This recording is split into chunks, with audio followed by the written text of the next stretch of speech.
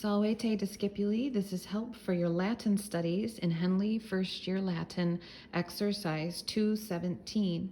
In this exercise, we'll be translating English sentences into Latin. We'll be working with passive voice in the verbs and with the ablative of agent, which gives us the information about who is doing the action to the subject. All right, with that in mind, let's take a look at sentence number 1. The soldiers were being restrained by the commander-in-chief. When we start with an English sentence, I like to parse it so that I understand the different jobs of the words in a sentence. And so what we do in our essentials class is we start by asking who or what is the sentence about? And that gives us our subject. So the sentence here is about the soldiers, and I'm just going to mark that as the subject. In Latin, we call the subject the nominative case, and it's also plural. So I'm just going to make a note here that it's a nominative plural noun.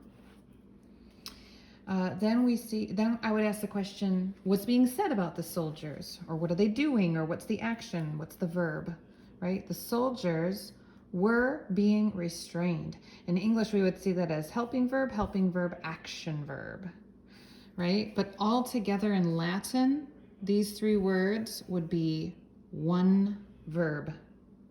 And they would include the information about those parts in it. So let's talk about that. Here's our verb. I'm just going to mark it as such. Were gives us, it tells us that it's in the past tense. And in Latin, we actually, if it has the sense of ongoing action in the past, we call that imperfect, right? So this is an imperfect tense. It's also must agree, the verb must agree with the subject in its number and with its person. So soldiers is plural and it's third person, them, those soldiers over there, right?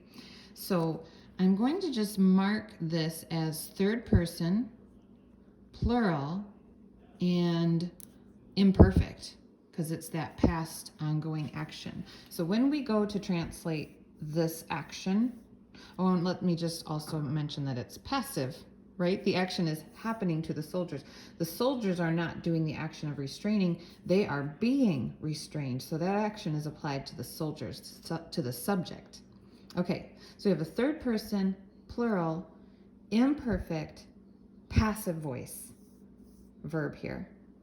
Okay, moving on. We also have this. This is our ablative of agent phrase here. We have the word by, which in Latin could be a or ab.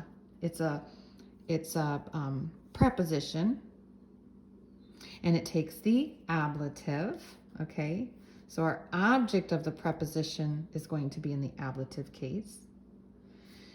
And I mentioned that you can translate it as a or up, excuse me, a or ab. And it depends on the starting letter of the noun that comes after it. If the noun that comes after it begins with a vowel or the letter H, then we would use the form ab. But if the noun that comes after it begins with any other consonant, then we would use the form a. Okay, so let's think about the noun first before we decide which form we will use for that preposition by. Commander-in-chief. Our Latin word for commander-in-chief is imperator, imperatoris. It's a third declension noun. It begins with the letter I. So I'm just going to write that. Imperator. This is singular. It's talking about one commander-in-chief. And we need it in the ablative form. So it's a third declension noun I mentioned. And so I'm going to think through those third declension noun endings in the singular form. So we would start with various, is, eh. So the ending in the ablative singular form is right? We're going to add just an e ending there. And I think there's some macrons over those vowels. Okay, so because this Latin noun begins with the letter I, and that's a vowel, I'm going to use the form ab for our preposition by. And I'm going to note here that this is going to be, it's a third declension noun. It is ablative and singular, just like I noted about this noun over here.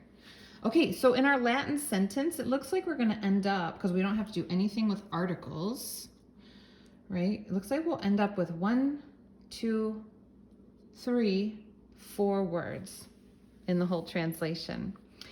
Also, when we translate into Latin, we want to generally going to put our verb to the very end. So we'll start with the subject, then we'll move to our ablative of agent, and then we'll finish with the verb.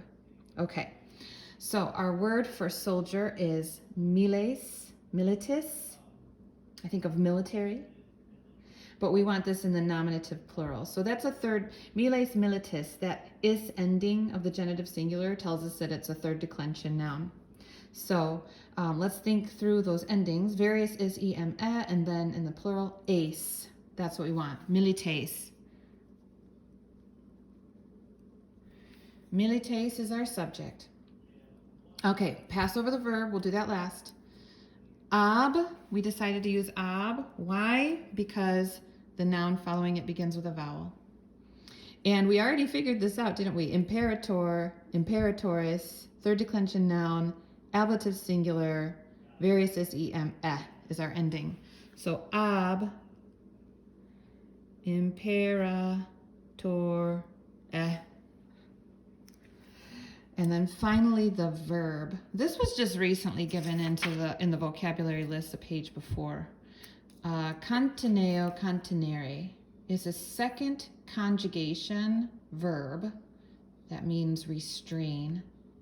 And we want it imperfect, passive voice, third person plural. So I have my grammar book open here on page 57. These are second conjugation, third conjugation, fourth conjugation, present, imperfect, future tense in the passive voice. So it would be helpful to have your grammar book open here for these exercises on page 57.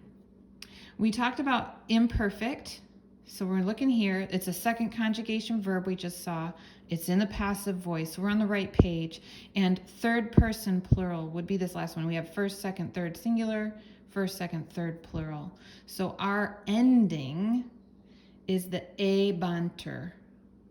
The ba is that tense indicator, imperfect tense. And the unter is the passive voice. Okay, and this E with the macron, the a banter, that's the second conjugation connecting vowel. So that's how that all comes together. And it would be translated, we're being restrained. Okay, so contin is our stem. If we drop the ere in the, well, what is that? Infinitive form.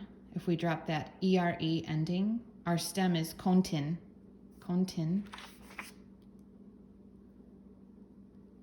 And our ending, passive voice, imperfect tense, third person, plural, a banter.